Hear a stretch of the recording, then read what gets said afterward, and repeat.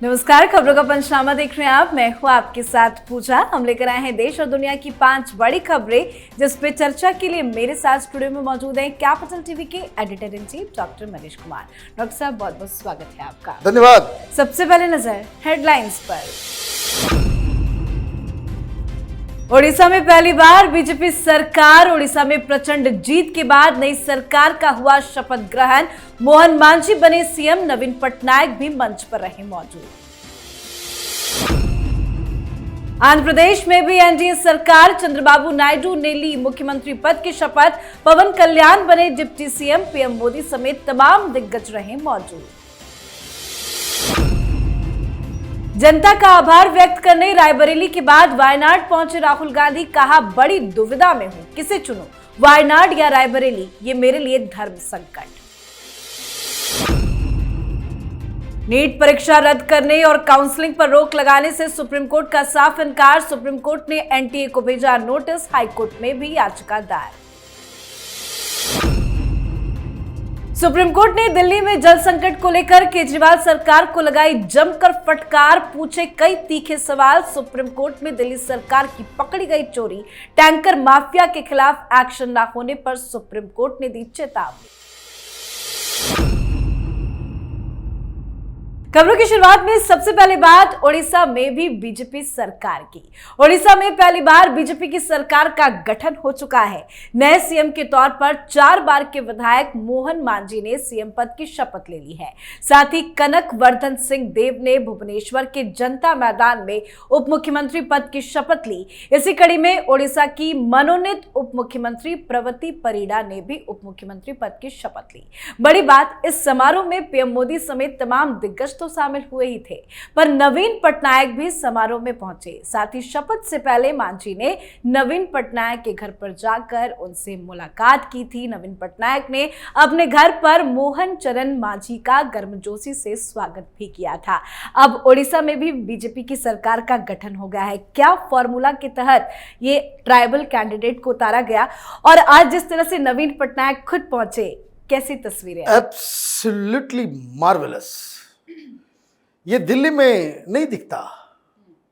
विपक्ष का रवैया आप देखिए क्या है, और जिस हिसाब से स्टेज पे बाकायदा उनका स्वागत किया गया, ये बताता है कि क्या रिश्ता विपक्ष और सरकार बनाने वाली पार्टी के बीच होना चाहिए। डेमोक्रेसी ऐसे मजबूत होती है। आप हार गए, कोई बात नहीं, फिर आप जीतेंगे। हार जीत चुनाव में लगता आता रहता है, जाता रहा, एक जीतेगा एक हारेगा। लेकिन हारे हुए को भी और जीते हुए को भी जिस तरीके से आज जो तस्वीर भुवनेश्वर से आई है, मन गदगद हो गया। राहुल गांधी अभी भी देखिए, वो मोदी मोदी शुरू हो गया। एक दिन भी ये लोग चैन से नहीं बैठे। तो ये जो विपक्ष है, इंडी गठबंधन वाले, ये इतना घृणा इनके अंदर है। सब पारिवारिक पार्टी है। तो सेंस ऑफ इंटाइटलमेंट इतना ज्यादा है कि इनको लगता है कि नहीं, हमारी सरकार बनाना, सरकार के ऊपर जो है अपना पूरा कब्जा रखना, ये हमारी बपौती है, जैसे पार्टी के ऊपर बपौती है। तो एक बहुत बड़ा संदेश। लेकिन इस तमाम चुनाव के बीच ये जो उड़ीसा के ऊपर भारतीय जनता पार्टी की जो जीत हुई है और अकेले जो वो सरकार बना रहे हैं, भारतीय जनता पार्टी के शीर्ष नेतृत्व को ये सोचना चाहिए, समझना चाहिए। देर है, अंधेर नहीं है। भारतीय जनता पार्टी के कार्यकर्ताओं के ऊपर भरोसा कीजिए। ये काम बिहार में भी हो सकता है, ये काम महाराष्ट्र में भी हो सकता है, अन्य राज्यों में भी हो सकता है, क्योंकि आप ये ऐतिहासिक पल है भारतीय जनता पार्टी के लिए। कोई ये सोच नहीं सकता था 20 साल पहले कि आप उड़ीसा के अंदर अपने ताकत पे सरकार बना पाएंगे। तो बहुत ऐतिहासिक दिन ओडिशा के लिए भी और भारतीय जनता पार्टी के लिए भी। जी, तो ओडिशा में बीजेपी की सरकार आ गई है, तो वहीं पूरे दमखम के साथ आंध्र प्रदेश में एनडीए की सरकार का गठन हो गया है। आंध्र प्रदेश में भी एनडीए की सरकार बन गई है। टीडीपी सुप्रीमो चंद्रबाबू नायडू ने आज राज्य के 24वें मुख्यमंत्री के तौर पर शपथ ली। चंद्रबाबू ने राज्य की चौथी बार कमान संभाली है। इसके साथ ही उन्होंने आंध्र में सबसे ज्यादा बार मुख्यमंत्री बनने का रिकॉर्ड भी अपने नाम कर लिया है। नायडू के अलावा जनसेना प्रमुख और एक्टर पवन कल्याण ने डिप्टी सीएम पद की शपथ ली। नई सरकार में सीएम और डिप्टी सीएम समेत 25 सदस्य होंगे। इसमें टीडीपी के 20, जनसेना के 3 और बीजेपी के 1 मंत्री शामिल है। एक पद अभी फिलहाल खाली रखा गया है। शपथ समारोह में पीएम मोदी समेत बीजेपी के तमाम दिग्गज यहाँ पे भी नजर आए। आज शपथ समारोह आंध्रा में भी हो गया, लेकिन पवन कल्याण तो सारी महफिल ही लूट के अरे भाई, वो पवन कल्याण को किस तरीके से उनके बड़े भाई के साथ जो मेगा पावर स्टार दोनों को प्रधानमंत्री मोदी लेकर के आए, माहौल ही वहां पे बिल्कुल बदल गया। तो is a very popular leader. अब देखिए, विपक्ष इस बात को समझ नहीं पा रहा। 2 जगह असेंबली इलेक्शंस हुए, दोनों ही जगह इंडी गठबंधन का कहीं कोई नामो निशान नहीं है। अब इतनी खबरें आ रही थी तो मालूम चला कि इसमें फिर इन लोगों ने एक खेल करना शुरू कर दिया कि अभी से ही एनडीए में टूट फूट, नीतीश बाबू नहीं गए हैदराबाद, एक शुरू हो गया कि अभी से ही नीतीश कुमार नाराज है क्या, और बड़े बड़े चैनल चला रहे हैं। ये पता नहीं कौन सी इस तरह की खबरें सप्लाई करता है। भाई, नीतीश कुमार नहीं जा रहे हैं, नाराज चल रहे हैं, टूट फूट हो रही है, एक फोन तो उठाना है। मुख्यमंत्री के मीडिया सलाहकार से बातचीत करनी है, उनके करीबी नेताओं से बातचीत करनी है कि भाई क्यों नहीं जा रहे। बाद में बताया कि भाई अपना पर्सनल रीजन है, तबीयत ठीक नहीं है, इसलिए वो नहीं जा रहे। लेकिन अफवाह प्रपंच, इस देश में तो झूठ बोलने के ऊपर कोई सजा मने कोई है नहीं।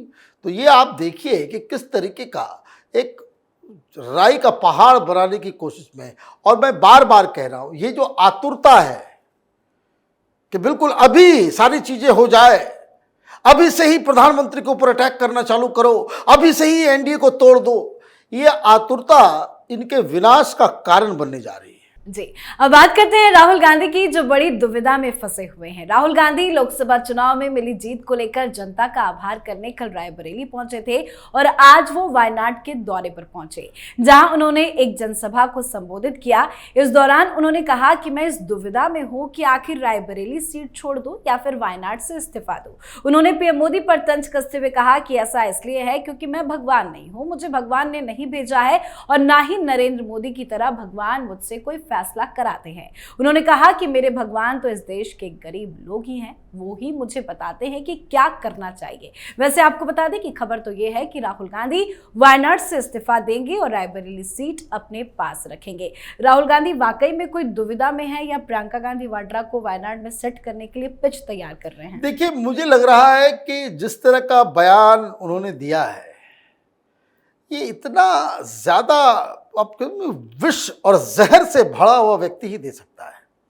भाई, आप वायनाड गए, वायनाड में आप धन्यवाद दो, आपको छोड़ना है नहीं छोड़ना है वो बात आप अपनी रखो, उसमें कोई डाउट नहीं। धर्म संकट है, धर्म संकट किस बात का है।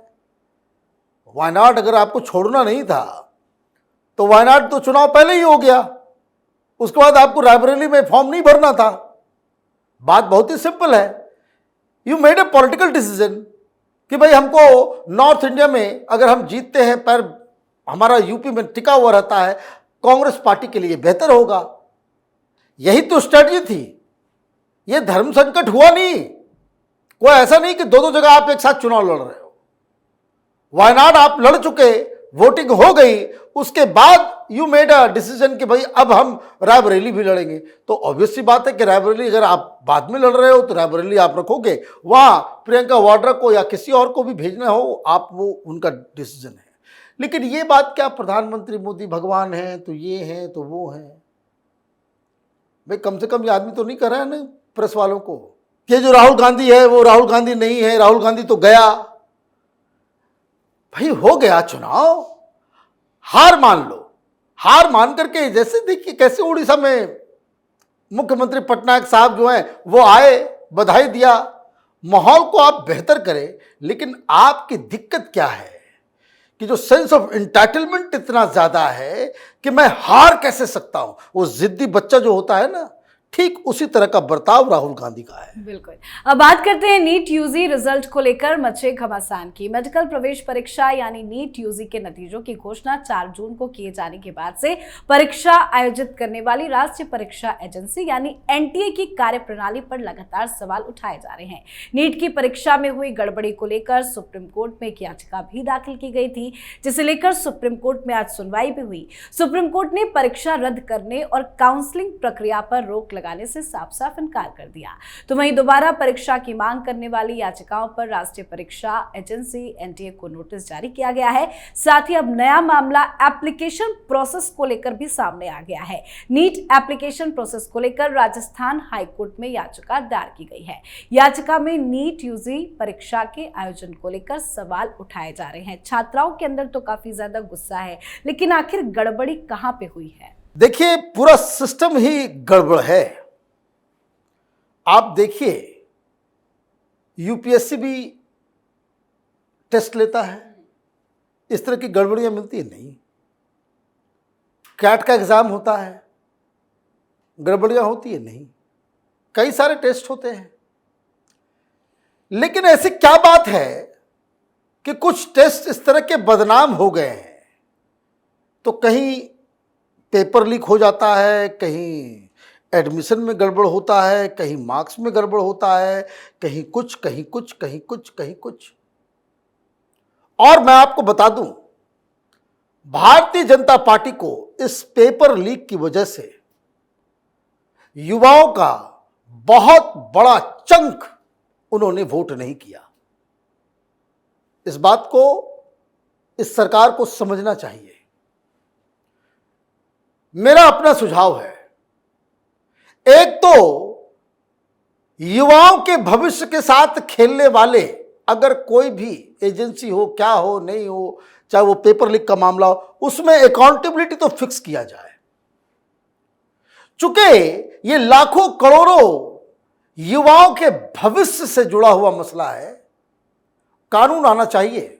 उम्र कैद, ये पेपर लीक करने वाले गिरोह, ये कोचिंग माफिया, इस तरह के लोग, ये बकायदा वेल ऑर्गेनाइज्ड है। कोई ये कहे कि अनायास हो रहा है ना। ये हिंदुस्तान के अंदर एजुकेशन में इतना खतरनाक और इतने विकराल किस्म के माफिया मौजूद हो गए हैं, उसको जड़ मूल से खत्म करने की आवश्यकता है। कानून आना चाहिए देश के अंदर कि युवाओं के भविष्य के साथ खिलवाड़ करने वाला कोई भी अगर पकड़ा जाता है, उम्र कैद के नीचे उसको कोई दूसरी सजा नहीं मिलनी चाहिए। जी, आज की आखिरी खबर में बात जल संकट को लेकर दिल्ली सरकार को सुप्रीम कोर्ट से लगी फटकार की। दिल्ली में जल संकट को लेकर सुप्रीम कोर्ट पहुंची केजरीवाल सरकार को आज सुनवाई के दौरान कई कड़े और अहम सवालों का सामना करना पड़ा। पानी की बर्बादी और टैंकर माफिया को लेकर फटकार लगाते हुए सुप्रीम कोर्ट ने पूछा कि आखिर सरकार ने इन्हें रोकने के लिए क्या क्या एक्शन लिया है। सुप्रीम कोर्ट ने कहा कि टैंकर माफिया पर अगर सरकार एक्शन नहीं ले पा रही है तो दिल्ली पुलिस को इसके लिए आदेश दिया जाएगा। साथ ही पानी की बर्बादी रोकने के लिए क्या क्या कदम अभी तक उठाए गए हैं, ये बताते हुए एक हलफनामा दाखिल करने का आदेश दिया गया है। आज सुनवाई में क्या हुआ? देखिए, सुनवाई में आज घोर बेइज्जती हुई है केजरीवाल सरकार की।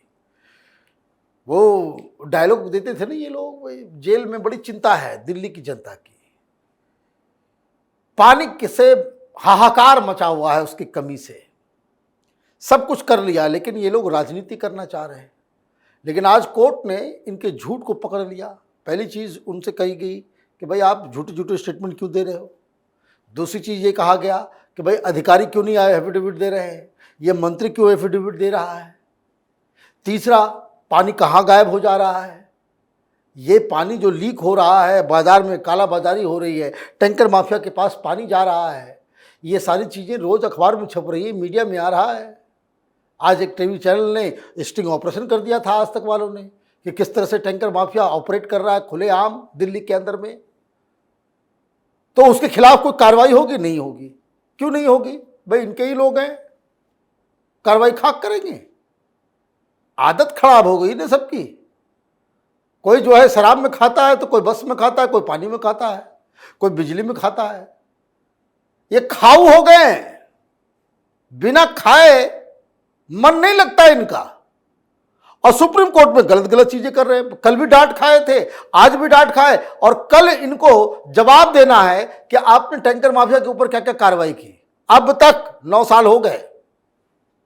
तो आप देखिए कि किस तरह की ये सरकार चलाते हैं, और क्यों सिर्फ प्रचार प्रसार। देखिए पंजाब का प्रचार शुरू हो गया, आ गए इलेक्शन के दौरान, शूटिंग वूटिंग सब हो गया, इलेक्शन खत्म हुआ, टेलीविजन चैनलों पे भगवंत मान का ऐड चलना चालू हो गया।